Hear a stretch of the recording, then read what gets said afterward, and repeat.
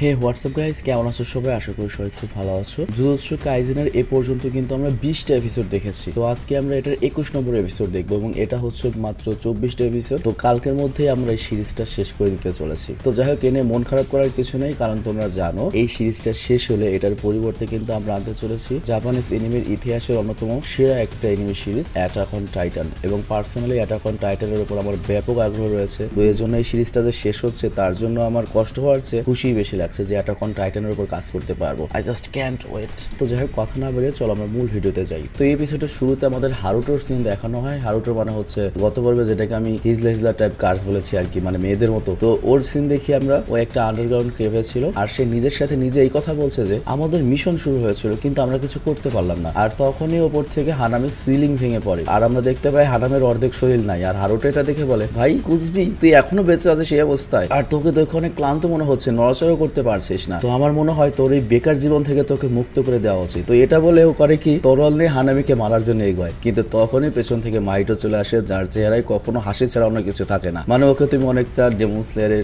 ডোমার সাথে হালকা তুলনা করতে পারো আর কি। তো মাইটো করে ওকে থামিয়ে দেয়। আর এদিকে হারুটা মাইটোকে জিজ্ঞেস করে, আমাদের মিশন তো আমরা সম্পূর্ণ করতে পারিনি, তুমি কি তোমার মিশন সম্পূর্ণ করতে পেরেছো? তখন মাইটো বলে, হ্যাঁ সবকিছু সম্পূর্ণ হয়েছে। আর এরপর আমরা আগের দৃশ্য দেখি যেখানে গেটো, মাহিটো, হানামি আর যোগো একসাথে কথা বলছিল যে কিভাবে টেঙ্গন বেরিয়ার প্রতিদিন তার জায়গা বদলায়। তো যোগো তখন জিজ্ঞেস করে এই টেঙ্গনটা আবার কি? তখন গোটো বলে, এটা এমন একটা জিনিস যেটাকে কখনোই মারা যায় না বা শেষ করা যায় না, এবং এটা একটা সর্সেসর বা জাদুকর বলতে পারো। যোগো তখন বলে, তাহলে তো খুবই চমৎকার, কিন্তু এদের দুজনের মধ্যে কে সবচেয়ে শক্তিশালী, টেঙ্গন নাকি গোজো? তখন গেটো বলে, চিন্তা করো না, তারা কখনো লড়াই করে না। আর হানামি তখন এখানে জিজ্ঞেস করে, তাহলে আমরা সাটোর গোজোকে ওই ব্যারিয়ারের ভেতর সিল করে দিচ্ছি না কেন? তখন গেটো বলে, আমরা যদি গোজোকে ব্যারিয়ারের বাইরে রাখি তাহলে তার মনোযোগ ব্যারিয়ারের উপরেই থাকবে, আর যদি ওকে আমরা ভেতরে রাখি তাহলে সে মাহিটোর মেইন মিশনের ব্যাপারে জেনে যাবে। তো এই জন্য আমরা কোনো ঝুঁকি নিতে পারি না, ওর মতে থাকা, আমরা আমাদের মতো। তো এরপর যোগো বলে, আমরা যদি তাহলে শকুনার ব্যাসেলকে কিডন্যাপ করে নেই তখন কি হবে? তখন গেটে বলে, না না, এমনটা কল্পনাও করো না, তাহলে শকুনা খেপে যাবে, কারণ একজন স্পেশাল স্টুডেন্ট রয়েছে যে শকুনার কাছে খুবই ইম্পর্টেন্ট। বুঝতে পারছো, মেগুমির কথা বলা হচ্ছে। আর শকুনা যদি ওই অবস্থায় রিলিজ পায় তাহলে জুজুৎসুটেকেরও 12টা বাজাবে,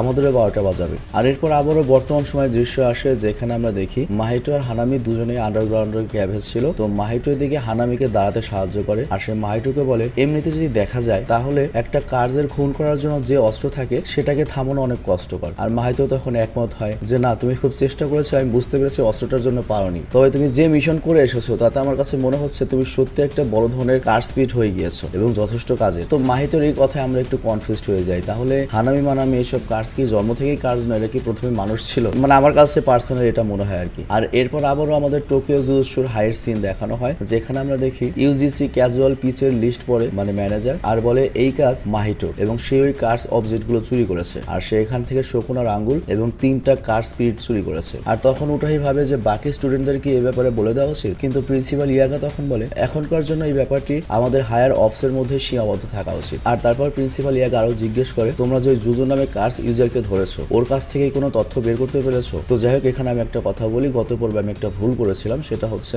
এখানে জুজো নামে যে কার্স ইউজারটা ধরা পড়েছে ও আর যোগো কিন্তু সেম নয়, ওদের নামটা আমি গুলিয়ে ফেলেছিলাম। আমি মনে করেছিলাম যোগোই হয়তো এই ভেসে এসেছে। তো এখানে জুজো নামে যেটা ধরা পড়েছে ও কমপ্লিটলি আলাদা একটা কার্স। তো যাই হোক, এখানে আমরা জানতে পারি ও একটাও ইম্পর্টেন্ট কথা বলেনি, ও শুধুমাত্র একটা কথাই বলেছে, সাদা চুলের একটা মন তাকে বোকা বানিয়েছে। মন্ট মানে বলতে পারো আর কি পুরোহিত। তো এই কথা জানার পরে মেয়ে গোজোকে জিজ্ঞেস করে, মেয়ে মানে ওই অর্ধেক মুখ ঢাকা মেয়েটি জিজ্ঞেস করে, সাদা চুলের কোনো মন্ট মানে তোমার কি এরকম কারো কথা মনে পড়ছে? গোজো বলে, না আমার তো এরকম কোনো কিছু মনে পড়ছে না। আর তখন উঠাই বলে, আমাকে এটা বলো তো, ওই ট্যাঙ্গন বেরিয়ারে তুমি ঢুকলে কিভাবে? আর তখন গোজো বলে, দেখো আমার কাছে মনে হয় ট্যাঙ্গন বেরিয়ারে স্পেশাল গেট কার্সের সাহায্যে আমি ঢুকতে পেরেছি, কারণ আমাকে মনে হয় যে আমাকে ইচ্ছে করে ওই ব্যারিয়ারের ভেতর ঢুকতে দেওয়া হয়েছে যাতে ওর এই পাশ থেকে চুরি করতে পারে। আবার এদিকে জুজুৎসুটেকে এত বড় একটা হামলা হয়েছে, এজন্য প্রিন্সিপাল সিদ্ধান্ত নেয় যে গুডউইল ইভেন্টটা ক্যান্সেল করে দেওয়া উচিত কি উচিত না। কিন্তু গোজো তখন বলে যে এটা সিদ্ধান্ত নেওয়ার আমরা কে, এটা তো একা সিদ্ধান্ত কেউ নিতে পারবে না, সবাই মিলে নিতে হবে। আর অন্যদিকে আমরা হিলিং ওয়ার্ডের সিন দেখি যেখানে ইউজি নোবারা মেগুমের কাছে আসে, আর সে যখন খাবার খাচ্ছিল তখন নোবারা ইউজিকে জিজ্ঞেস করে, তুমি বলো তো তোমার টোটোর মধ্যে কি চলছে? তখন ইউজি বলে, দেখ ইয়ার, সেই সময় ব্যাপার আলাদা ছিল, কিন্তু এখন আমি কিছুই বলতে পারবো না তখন কি হয়েছে। কিন্তু মেগুমি বলে, যেটাই হয়েছে ভালো হয়েছে, তোমার খুব বেশি চোট লাগেনি। কিন্তু ইউজি তখন বলে, তোমারও খুব একটা চোট লাগেনি, তুমি পিজা খেতে পারবে। মেগুমি বলে, আরে তুমি দেখতে পাচ্ছ না আমার শরীর এমনিতেই অসুস্থ, কমসে কম তোমার এমন কোনো খাবার আনা উচিত ছিল যেটা আমি সহজে হজম করতে পারবো। তখন নোবারা বলে, ফালতু বক বক বন্ধ করো। আর ফুসিগুরু তখন বলে তার কার্স এনার্জি অনেক বেশি কমে গিয়েছে, এর জন্য শাক ও সহজেই সেই কার্স আমাকে সহাতে পেরেছে। আর তখন মেগুমি এটাও বলে ইউজি তুমি অনেক বেশি শক্তিশালী হয়ে গিয়েছো আর তোমাকে দেখে আমার ভালো অনুভব হচ্ছে, কিন্তু আমি তোমাকে ওয়াদা করছি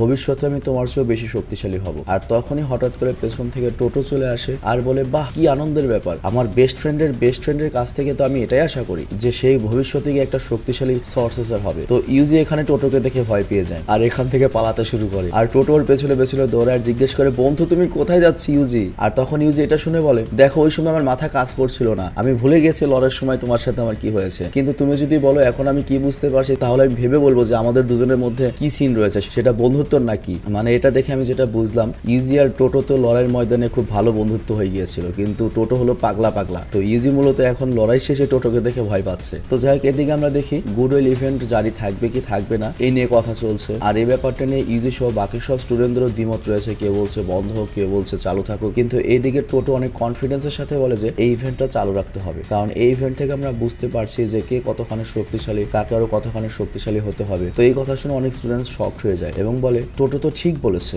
মানে যারা বিরুদ্ধে ছিল তারাও পক্ষে চলে আসে আর কি। তো এর জন্য গোজ এটা সিদ্ধান্ত নেয় যে আমরা এখনো কারো কথা না শুনে একটা র্যান্ডম ডিসিশন নেই, মানে লটারি করবে। তো এরপর লটারির মতো কিছু একটা লেখা হয় আর যখন বের করা হয় তখন সেই লটারির মধ্যে গুডউইল ইভেন্ট হিসেবে বেসবল লেখা ছিল, মানে তাদের মারামারি করতে হবে না, দুই টিম এখন বেসবলের লড়াই করবে। তো এটা দেখে দুই প্রিন্সিপাল শকড হয়ে যায় যে এর মধ্যে বেসবল আসলো কেমনে, নিশ্চয়ই এটা গোজোর কাজ, গোজো লিখেছে। কিন্তু যেহেতু সবার সম্মতিতে কাজ হয়ে গিয়েছে এখন সেই হিসেবে বেসবল খেলা শুরু হয়ে যায়। আর আমরা এদিকে দেখি কাসুমি আর নিফা ব্যাটিং করছে আর উঠাই আর মুমু তাদের দুজনের ঝগড়া করছে রুলস নিয়ে, কারণ মুমু এই রুলস সম্পর্কে কিছুই যায় না। তো যাই হোক এরপর আমরা দেখি মুমু এদিকে ব্যাটিং করার জন্য আসে আর সে ইউজিকে জিজ্ঞেস করে তুমি জুজুৎসু সর্সার্স কেন হতে চাও। তো ইউজি তখন তাকে তার ড্রিম বলে, সেটা হচ্ছে আমি অনেক বেশি শক্তিশালী হতে চাই যাতে আমি অনেক লোকদের বাঁচাতে পারি, অনেক লোকদের সাহায্য করতে পারি। আর এর ফলে যখন আমি মারা যাব আমি চাই আমার আশেপাশে অনেক লোক থাকবে, অনেক শুভাকাঙ্ক্ষী থাকবে, অনেক আমার কদর থাকবে, আমি জাস্ট একা মরতে চাই না। আর এই কথা শুনে কুমু বা নারুতোষির তার ছোটবেলার কথা মনে পড়ে যে সে ভেবেছিল তার মাকে তার রক্ষা করতে হবে আর তার মাও তাকে এমন বলেছিল যে ভবিষ্যতে গিয়ে তুমি অনেকগুলো বন্ধু বানাবে, তোমাকে অনেক স্ট্রং সর্সার হতে হবে যাতে তুমি অনেক মানুষের উপকার করতে পারো এবং তোমার দাম হয়। তো তার কথা ইউজির কথা প্রায় মিলে যায় এবং সে ইউজির কথাটা বুঝতে পারে আর সে ইউজির উপর অনেক ইমপ্রেস হয়ে যায়। আর ইউজির উপর ইমপ্রেস হয়ে সে ভাবে যে সে এখন খেলবে না, সে ব্যাট ঘোরাবে না, যে কারণে সে আউট হয়ে যায়। তো যাই হোক মাকি তাকে আউট করে দেয় আর তারপর ব্যাটিং এ ইউজিদের টিম আসে। তো নোবারা যখন ব্যাটিং করার জন্য আসে তখন সামনে থেকে ম্যাকামোরা ওই টিনের ডিব্বা করে কি একটা পিসিং মেশিন দিয়ে বল করে এবং সেটা দিয়ে অনেক দ্রুত বল বের হয়। তবে তারপর নোবারা একটা শর্ট করে আর সেটা ফার্স্ট বেসে মায়ের সামনে এসে পড়ে। আবার এদিকে মেগুমি করিকে নিজেকে স্যাক্রিফাইস করে দেয় যার ফলে নোভা আগাতে পারে। তবে এখানে একটা বিষয় লক্ষ্য, আমি যেহেতু বেসবল খেলা বুঝি না, তুমিও বুঝো না, আমি বিশ্বাস করি বেশিরভাগ এই খেলাটা বোঝো না, তার জন্য এটা আমরা খুব বেশি বুঝতে পারবো না। তবে শর্টকাটে বলি মেগুমি বা ইউজিরা 3টা রান স্কোর করতে পারে, কিন্তু এরপর যখন শর্ট করে তখন মুমু করে কি তার বোম স্টিক ব্যবহার করে মাকির বলটা ক্যাচ করে নেয়। কিন্তু সবাই তখন বলে এটা তো চিটিং, এটা তো চিটিং, কিন্তু ওদের দলের প্লেয়ার কম ছিল এই জন্য এটাকে চিটিং হিসেবে ধরা যায় না। আর এরপর টোটো আসে ব্যাটিং করার জন্য আর সে এমনিতেও ইউজিকে ফেস করতে চায় না, কিন্তু সে পিচার ক্যাচার নয়, মানে টোটো খুব বাড়তি কথা বলতে লাগে। তো এই কারণে মাকের খুব রাগ হয়, সে সোজা করে কি টোটোর মুখের উপর বল মারে আর এটা দেখে সবাই খুশি হয়ে যায়। আর ইউজি তখন টোটোকে বলে বন্ধু তোমাকে একটা কথা বলবো, তুমি কি দেখেছো সবাই তোমাকে কত ঘৃণা করে। তো যাই হোক এরপরে এই গেম এগোতে থাকে আর দুজন প্রিন্সিপাল এখানে ইউজির ব্যাপারে ডিসকাস করছে। এখানে গাকো গাঞ্জি বলে আমি ইউজিকে ঘৃণা করি তা নয়, কিন্তু যদি নিয়মের কথা বলে জুজুৎসু তাহলে ইউজিকে অনেক আগে আমাদের মেরে ফেলা উচিত ছিল, কারণ শকুন অনেক ভয়ঙ্কর কার্স এবং সে ভবিষ্যতে অনেক লোকদের ক্ষতি করতে পারে। কিন্তু প্রিন্সিপাল ইয়াগা বলে আমি যদি শকুনের কথা না, আমি যদি ইউজির কথা বলি, ইউজি অনেক ক্যাপাবল, শকুনা যতগুলো জীবন নিতে পারবে ইউজি হয়তো ভবিষ্যতে গিয়ে তার চেয়ে অনেক বেশি জীবন বাঁচাবে। তো এই কারণে ইউজির মতো একটা সর্সার দরকার এবং ইউজিকে আমার স্পেশাল কেয়ার করতে হবে যাতে আমার ভবিষ্যতে কোনো ছাত্র নিয়ে অনুতপ্ত না হতে হয়, যেটা আমার সাবেক ছাত্র গেটোর সাথে হয়েছিল। তো এই জন্য একজন টিচার হিসেবে আমার দায়িত্ব আমার স্টুডেন্টদেরকে ফুল সাপোর্ট করা যাতে পরে গিয়ে ওদেরও কোনো ক্ষতি না হয়, ওরাও কারো কোনো ক্ষতি না করে। তো যাই হোক এই পর্যন্ত আমরা ওই কার্সদের সাথে যে গেটোকে দেখেছি জাদুকর, সে তাহলে এই স্কুল থেকেই পড়ালেখা শেষ করে গিয়েছে এবং প্রিন্সিপাল ইয়াগার ছাত্র ছিল আর কি। তো যাই হোক এদিকে বেসবল খেলা শেষ হতে চলেছে আর ইউজিও এদিকে হোমল্যান্ড হিট করে, যে কারণে টোগি 2 পয়েন্ট স্কোর করতে পারে এবং 38 অ্যানুয়াল গুডউইল ইভেন্ট ফাইনালি শেষ হয় এবং উইনার হয় হচ্ছে আমাদের ইউজিদের টিম। আর এদিকে আমাদের জুজুৎসু টলের সিন দেখানো হয় যেখানে জুজুৎসু হায়ার স্টুডেন্টরা ছিল আর তাদেরকে জিজ্ঞাসা করা হয় তাদের রুটি বেশি পছন্দ নাকি ভাত বেশি পছন্দ। তো সবাই যার যার মতো উত্তর দিচ্ছিল, কিন্তু তখনই পিছনে লুকিয়ে পান্ডা তাদের সবার উত্তর শুনছিল আর লাস্টে পান্ডা খুব দুঃখী হয়ে যায় এবং একাকিত্ব অনুভব করছিল। তো ইউজি তখন এসব দেখে এবং ইউজি তার কাছে আসে। আর এরকম একটা দৃশ্য কিন্তু এর আগে আমরা দেখেছিলাম যে কুত্তা পছন্দ না বিলাই পছন্দ, পান্ডা এনে খুব কষ্ট পায়। তো সেম এই দৃশ্য দেখে আমাদের মনে হয় পান্ডা হয়তো কাছে এই জন্য যে সবাই ভাত অথবা রুটি সিলেক্ট করেছে, কেউ পান্ডার নাম বলেনি। মানে ফ্রান্সিস এর কাছে নতুন কোনো আইডিয়া নেই, এই জন্য এটুক দিয়ে চালিয়ে দিল। তো যাই হোক, এই এপিসোডটা এখানে শেষ হয়। এখন আমরা চলো 22 নম্বর এপিসোডটা সম্পর্কে খুবই সংক্ষেপে জেনে আসি। তো 22 নম্বর এপিসোডের কিন্তু শুরু হয় সম্পূর্ণ নতুন একজন লোককে দেখে, যার নাম হচ্ছে টাইজি, মনে করে একজন র্যান্ডম পার্সন। তো সে যখন বাড়ি ফিরে আসে তখন সে দেখে যে তার যে অটোলক ডোর ছিল, আই মিন যেটা মানুষ সামনে আসলে ফিঙ্গার দিলে অটোমেটিক হলে, সেটা খোলা রয়েছে। সে তো অবাক হয়ে যায় যে দরজা কেন। আর তারপর সে বিল্ডিং এসে ম্যানেজারকে কল করে অনেক রাগ ঝাড়ে কমপ্লেন করে, কিন্তু তখনই তার পেছনে একটা কার স্পিড চলে আসে। কিন্তু টাইজি এটা বলতে পারে না, কিন্তু কার স্পিডটা তাকে ইনস্ট্যান্টলি মেরে ফেলে। আর তারপর এই কেসটা যায় হচ্ছে টোকিও জুজুৎসু টেক হাইতে। আর তারপর আমাদের আকারে নিটা নামে একটা ক্যারেক্টারকে দেখানো হয়, যে মনে করো জুজুৎসু হাইটেকের যে ম্যানেজার ছিল, মেইন ম্যানেজার, তার অক্সিলারি ম্যানেজার আর কি। তো সে মেগুমি, নোবরার ইউজিকে নিয়ে এই কেসটা ইনভেস্টিগেশন করতে যায় এবং সে তাদেরকে বলে যে কিভাবে ভিকটিম গুলোকে মারা হয়েছে, এবং এভাবে এ পর্যন্ত মোট 3 জন মরেছে। এবং যেহেতু তারা একসাথে মরেছে, তাদের 3 জনের মধ্যে কোনো না কোনো সম্পর্ক তো আছে। আর এখানে তারা জানতে পারে যে তারা 3 জনই জুনিয়র হাই স্কুলে একসাথে পড়তো। তো হতে পারে তারা যখন ওখানে ছিল তখন কার্স তাদের দেখেছে এবং ওই সময় ওদেরকে টার্গেট করেছে, আর এখন এটার প্রভাব পড়ছে। কিন্তু তখন মেগুমি বলে 3 জন ভিকটিমই তো আলাদা আলাদা লোকেশনে, তাহলে একটা কার্স ওদের 3 জনকে এত দূরে গিয়ে মেরছে, এটা হতেই পারে না। আর যেহেতু ওদের 4 জন একটা সই পাওয়া গিয়েছে, সেই 4 নম্বর ব্যক্তি এখনো জীবিত রয়েছে। চলো গিয়ে তাকে গিয়ে ধরলে আমরা বাকি সব তথ্য পেয়ে যাব। তো এরপর তারা যখন ওই চতুর্থ লোকটার সাথে দেখা করতে যায়, গিয়ে দেখতে পাই তার এখন শেষকৃত্য অনুষ্ঠান চলছে। তার মানে ওই লোকটাকেও মেরে ফেলা হয়েছে এবং তাকেও একইভাবে মারা হয়েছে। মানে বাকি 3 জন যেভাবে দরজার সামনে মরেছিল এবং তাদের দরজা খোলা ছিল পেছনে, ঠিক এই স্টুডেন্টটাও এইভাবে মারা গিয়েছে। তো যাই হোক, এরপর তারা সবাই খোঁজ নিয়ে জানতে পারে এই 4 জন ঘনিষ্ঠ বন্ধু ছিল এবং তারা সাইটামা উরামি নামে একটা জুনিয়র হাই স্কুলে একসাথে পড়তো। তো এরপর সেই হিসেবে তারা যখন ওই স্কুলে ইনভেস্টিগেশনের জন্য পৌঁছায়, তখন নোবারা সেখানে 2টা গুন্ডা টাইপ পোলাকে দেখতে পায়। ওদের জাস্ট ড্রেস আপটাই গুন্ডার মতো, লাইক মি, বাট অ্যাকচুয়ালি ওরা ভালো পোলা পান, লাইক মি। তো নোবারা তখন বলে চল ওদের দুজনকে গিয়ে মারি, আমার হাত কিল কিল করছে। আর তারপর ওদেরকে মেরে প্রশ্ন করি যে ওদের সম্পর্কে কিছু জানে নাকি। কিন্তু উল্টা আমরা দেখি ওই ছেলেরা ওদের সবাইকে দেখে মাথা নিচু করে দাঁড়িয়ে পড়ে এবং বলে আমাদের ক্ষমা করবেন, আমরা আপনাদেরকে ভালো মতো শুভেচ্ছা জানাইনি। তখন ইউজিয়ান নোবরা অনেক খুশি হয়ে যায় এবং বলে বাহ, এটাই তো জুজুৎসু টেকের পাওয়ার, শুধুমাত্র আমাদের এই ইউনিফর্মটা আছে বলে মানুষজন আমাদের সামনে মাথা নত করে। কিন্তু অ্যাকচুয়ালি ছেলেগুলো আসলে মেগুমিকে দেখে মাথা নিচু করেছে এবং ছেলেগুলো বলে স্যার মেগুমি, আপনি গ্রাজুয়েশন করার পরে কোথায় ছিলেন, আপনাকে তো আর কখনো দেখাই যায়নি। তো এই কথা শুনে ইউজিয়ান নোবরা শকড হয়ে যায়, মানে আমাদের দেখে মাথা নিচু করে নেই, তোমাকে দেখে করেছে। আর মেগুমি তখন অন্যদিকে দেখতে থাকে আর ইউজিয়ান নোবরাকে বলে হ্যাঁ, এটা আমারই মিডল স্কুল, এখানে আমি পড়ালেখা করছি। তো তখন ইউজিয়ান নোবরা আরো রেগে যায় এবং বলে তুমি তো কখনোই বলনি তুমি এই স্কুলে পড়তে, এখানে আসার পরও বলনি। আর তারপর নোবরা এদিকে ছেলেদেরকে জিজ্ঞেস করে আচ্ছা বলো তো মেগুমি এমন কি করেছিল যার জন্য মেগুমিকে দেখে তোমরা মাথা নত করলে। তখন ছেলেগুলো বলে স্কুল জীবনে মেগুমি ওই সব গুন্ডাদের পিটাতো যারা স্কুলে অশান্তির সৃষ্টি করতো এবং সে সবসময় দুর্বলদের সাথে থাকতো। আর তখন এই স্কুলের কর্তৃপক্ষের একজন লোক আসে আর সে তাদেরকে দেখে বলে তোমরা এখানে কি করছো, এখানে স্কুলের বাইরের কোনো বাচ্চা অ্যালাউ নেই। আর তখন আকারি, আই মিন ওই অক্সিলারি ম্যানেজার সামনে আসে এবং সে কার্ড দেখিয়ে বলে ইয়েস, আমাদের কাছে এই স্কুলে ঢোকার অনুমতি রয়েছে এবং আমরা এখানে ইনভেস্টিগেট করতে এসেছি। তো যে লোকটা এসেছিল সে যখন মেগুমিকে দেখে, মেগুমিকে দেখে চিনতে পারে এবং মেগুমিকে হ্যালো বলে। আর তখন মেগুমি জিজ্ঞেস করে ওরা যখন এই স্কুলে পড়তো তখন এমন কোনো কিছু হয়েছিল যার মধ্যে 4 জন জড়িত ছিল, হতে পারে ওদের 4 জনের সাথে কোনো অন্যায় হয়েছিল বা ওরা কারোর সাথে অন্যায় করেছিল বা অদ্ভুত কোনো কিছু হয়েছিল। তখন গুন্ডা বলে হ্যাঁ, একটা কিছু আমার মনে আছে, আমি যতদূর মনে করতে পারি ইয়াসু হাসি নামে একটা ব্রিজ রয়েছে, সেই ব্রিজে ওরা 4 জন বানজি জাম্পিং করতে গিয়েছিল। কিন্তু তার সাথে আজকে এটার কোনো লেনাদেনা আছে কিনা 20 বছর আগের কাহিনী, এটার আমি জানি না। তো এখানে মেগুমি বলে ইয়াসু হাসি ব্রিজ হচ্ছে এমন একটা জায়গা যেটা সুসাইডের জন্য অনেক বেশি পপুলার। যত মানুষ রয়েছে তারা সেখানে গিয়ে লাভ দিয়ে সুসাইড করে এবং ধারণা করা হয় ওখানে যারা সুসাইড করে তাদের আত্মা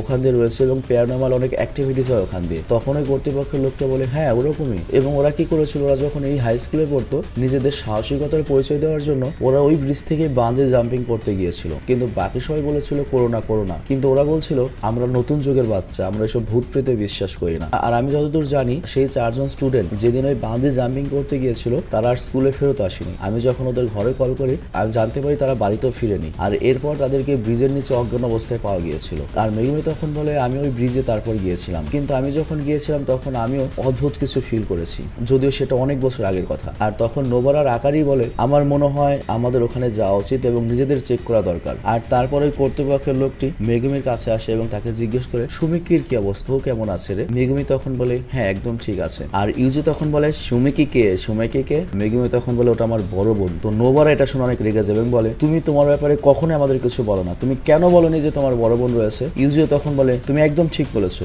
ও কখনোই ওর সম্পর্কে কিছু আমাদের বলে না। আর অন্যদিকে আমাদের মাহিটো আর গেটোর সিন দেখানো হয়। আর এই গেটোকে তো এখন তোমরা মোটামুটি চিনতে পেরেছো, এই শালাই কিন্তু ইউজি মেগুমিদের মতোই ওই স্কুল থেকে পড়ালেখা করেছে। তো যাই হোক আমরা দেখি ওদের সামনে 3টা নতুন কার্স অবজেক্ট রয়েছে, যেগুলোর মূলত এই যে শকুনার আঙ্গুলের সাথে চুরি করে নিয়ে এসেছে। তো এগুলোর নাম হচ্ছে ডেথ পেইন্টিং বম্বস। তো মাহিতো এখানে গেটুকে জিজ্ঞেস করে এত শক্তিশালী এই কার্সদের জুজুৎসু হাই কেন এইভাবে রেখে দিয়েছে, ওদেরকে খতম করে দেয়নি কেন? তখন গেটো বলে দেখো জুজুৎসু থেকে এটা করতেই পারবে না, তাদের এই ক্ষমতাই নেই, কারণ এগুলো স্পেশাল গ্রেটের কার্স। তো এর জন্য জুজুৎসুর যে সর্সাস রয়েছে তারা ওদের সাথে সওদা করে যে তোমরা সবসময় জীবিত থাকবে, কিন্তু তার বদলে তোমরা কখনো কারো ক্ষতি করতে পারবে না, কিংবা যেটা কথা শুনবে না তাকে এইভাবে সারাজীবন আটকে রাখে। কিন্তু শকুনের আঙুলের ব্যাপার আলাদা, এটা অনেক বেশি ভয়ঙ্কর। এর জন্য জুজুৎসু ওটাকে চিরতরে খতম করতে চায়। আর তোমাকে যদি আমি এই ডেথ পেইন্টিং বম্বস এর কথা বলি, এটার এমন একটা পাওয়ার রয়েছে, এটা যে কোনো মানুষের ভেতর ম্যানিপুলেট হতে পারে। যেমন একজন সাধারণ মানুষ যখন জীবন আর মৃত্যুর প্রায় কাছাকাছি অবস্থায় ঝুলে থাকে, তখন সে তার চোখের সামনে অশরীরী বা কার্সদের দেখতে পায়। কিন্তু যে মানুষ এমন পরিস্থিতিতেও কার্সদের দেখতে পায় না, তাদেরকেই পছন্দ করা হয় এই ধরনের ডেথ পেইন্টিং বম্বস ইমপ্ল্যান্ট করার জন্য। তো এই জন্য মাহিতকারীকে একটা লোককে ধরে আনে এবং তার মুখে জোর করে মাহিতকারীকে সেই কার্স বোমটা ঢুকিয়ে দেয়। আর এরপর ওই লোকটা একটা কার স্পিডে বদলে যায়। আর এটা দেখে আমার মনে হয় তাহলে কি যোগো তারপর হানামি ওরাও কি এভাবেই তৈরি হয়েছে একটা কার। তো যাই হোক, এটা করে মাহিতো বলে প্লিজ আমাকে ক্ষমা করো, তুমি এখন ট্রান্সফর্ম হয়ে যাও, ঘুম থেকে জেগে যাও, আর আমি চাই তুমি আমার জন্য কাজ করো। আর অন্যদিকে আমরা দেখি জুজুৎসু হাইটেকের স্টুডেন্ট ইয়াসু হাসি ব্রিজে চলে আসে। আর এরা যখন ব্রিজে ইনভেস্টিগেশন করে তখন এরা এখানে কোনো কার্সের নাম চিহ্ন পায় না। আর এরপরে গিয়ে আকারির সাথে তারা দেখা করে এবং তাকে এই ব্যাপারে বলে আমরা কিছু পাইনি। আর নোবারা তখন বলে আমরা যদি এখান থেকে তথ্য বের করতে চাই তাহলে আমাদের সবকিছু প্রথম থেকে শুরু করতে হবে। কিন্তু ইউজি বলে আমাদের আর সময় নষ্ট করা ঠিক হবে না, কারণ এতে যে ডেড রেট রয়েছে সেটা 100%। এ কারণে এখানে যদি কোনো কার্স থাকে সেটার উপর আমাদের হামলা করে শেষ করে দিতে হবে, যাতে নতুন আর কারো কোনো ক্ষতি না হয়। আর আকারি তখন বলে হ্যাঁ তুমি ঠিক কথা বলেছো। আর আমার যেটা মনে হলো যারা এই ব্রিজের উপর থেকে লাভ দিত তাদেরই এই প্রভাবটা পড়তো। আর তখন ওরা এটা টেস্ট করার জন্য ইউজিকে নিচে ফেলে, কিন্তু ইউজির এতে কোনো প্রভাব পড়ে না। আর ঠিক ওই মুহূর্তেই আগের ওই গুন্ডা ছেলেটা আসে, মানে ভদ্র ছেলেই কিন্তু গুন্ডার গেট আপ। আর সে সাইকেলে করে তার বড় বোনকে নিয়ে এসেছে। আর এখানে লক্ষ্য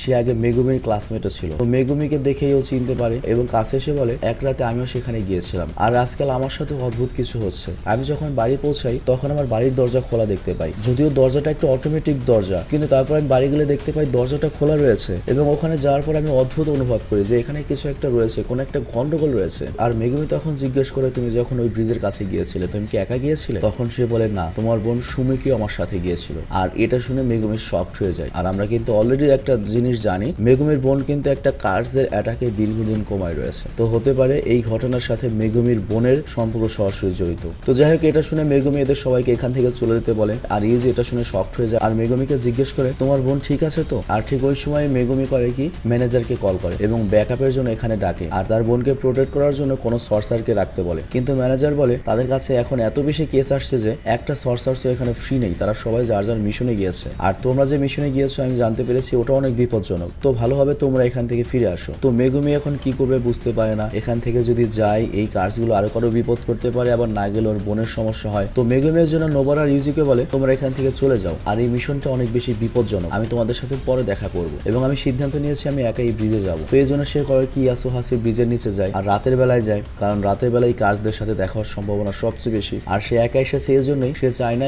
ইউজি বা নোবারার কোনো ক্ষতি হোক। কিন্তু তখন তার আকারির কথা মনে পড়ে যে সাহসিকতার টেস্ট ছিল সেটা ব্রিজ থেকে লাভ দেওয়া নয়, বরং রাতে ব্রিজের নিচে যাওয়া। তো এই জন্য তুমি লাভ দাও বা না দাও এতে কোনো প্রভাব পড়বে না, কিন্তু তুমি যদি কোনো কার্স বিড়ালের ভেতরে যাও তার মোকাবেলা করার জন্য তখন তার সাথে তোমার মিট হতে পারে, কিন্তু তার আগে তোমাকে কিছু স্পেসিফিক কন্ডিশন সম্পূর্ণ করতে হয়। আর এখানে আরেকটা কথা বলি, এখানে এমন এমন আরো কথা রয়েছে যেটা বোঝা খুবই কষ্ট, আমি এত কষ্ট তোমাদের দেবো না, শর্টকাটে বোঝাই। মেগুমি যখন এখানে টেনশন করছিল তখনই পেছন থেকে নোবার আর ইউজি চলে আসে এবং ইউজি বলে আরে ইয়ার তুমি নিজের ব্যাপারে কখনো কোনো কিছু বলো না, নিজের ব্যাপারে কখনো ভাবও না। কিন্তু মেগুমি এখানে এত বেশি চিন্তায় হারিয়ে গিয়েছিল যে সে বুঝতেই পারেনি যে এখানে মেগুমি বা ইউজি রয়েছে। আর ঠিক তখনই নোবার আবার বলে ওঠে মেগুমি তুমি যদি আমাদের সাথে কোনো কিছু শেয়ার করতে না চাও সমস্যা নেই, ঠিক আছে, কিন্তু অ্যাটলিস্ট তোমাকে আমাদেরকে তো সাহায্য করতে দেবে, আমরা তো তোমার বন্ধু তাই না? আর তখন মেগুমি বলে ঠিক আছে, তুমি যেহেতু আমার সম্পর্কে জানতে চাও, আমার বোন সুমিকি অনেক দিন ধরে কোমায় রয়েছে, কারণ তাকে কোনো একটা কার্স অ্যাটাক করেছিল আর ওই কার্সটা যে কোনো সময় বোনকে মেরে ফেলতে পারে। আর ফাইনালি আমি হয়তো সেই কার্সটার সন্ধান পেয়েছি, তো এই জন্য আমাকে এখন এই কার্সটাকে